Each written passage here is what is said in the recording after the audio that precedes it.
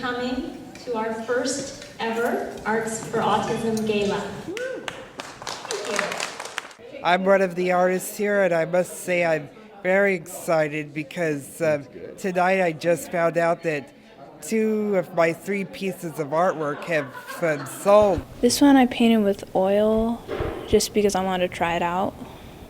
That was like the first time I painted with oil. I played Dr. Maxim Zhivago. He was a news reporter. You can you probably can tell him in the movie. He's the first character that appears in the movie with the bad Russian accent. Do you hope people will buy them?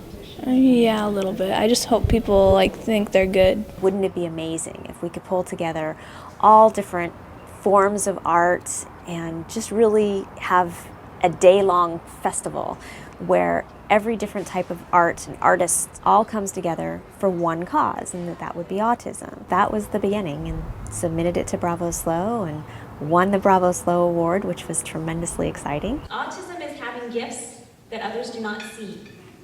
Autism is abilities that others may not appreciate. Autism is hope, tenacity, triumph, and talent. That's why we're here. My son is autistic.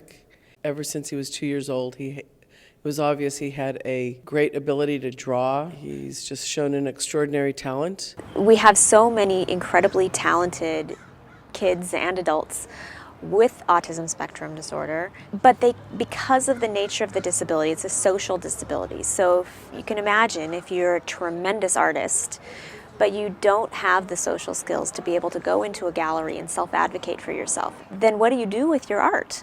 I was inspired by Monet's Impressionism because there's a bunch of colors inside the solid colors.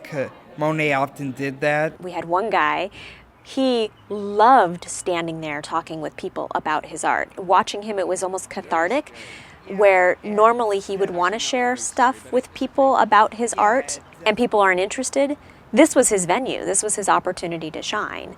So he was able to stand and talk to people about his art and why it's significant and what it means to him and why he loves doing it. And it was completely socially appropriate. I've totally enjoyed being here this weekend. I've met different kids. I've met parents of autistic kids. I get to meet a young man named Evan, who's a piano player who has magic in his fingers. He expresses himself through the music in ways that most people would never imagine.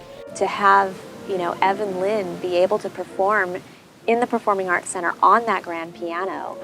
His mother said that he's never sat at a Steinway before, and the two of them both sat down at the bench and were just in awe. And the sound was tremendous, and they were both very excited to have that opportunity. Just being able to spend 3 or 4 minutes talking with him made my whole weekend. Part of this excitement tonight is that we're at the Performing Arts Center here in SLO, and this is it's like one of the nicest performance venues in the entire county. I'd say the nicest. Jason, does it make you feel good to be here? Oh yes, definitely. Feels great to be here. And having your art shown here it's pretty prestigious. Yes, it is. Using the facility at the Performing Arts Center, Teresa and Ballet SLO were using the main stage. We were using the pavilion and the lobby.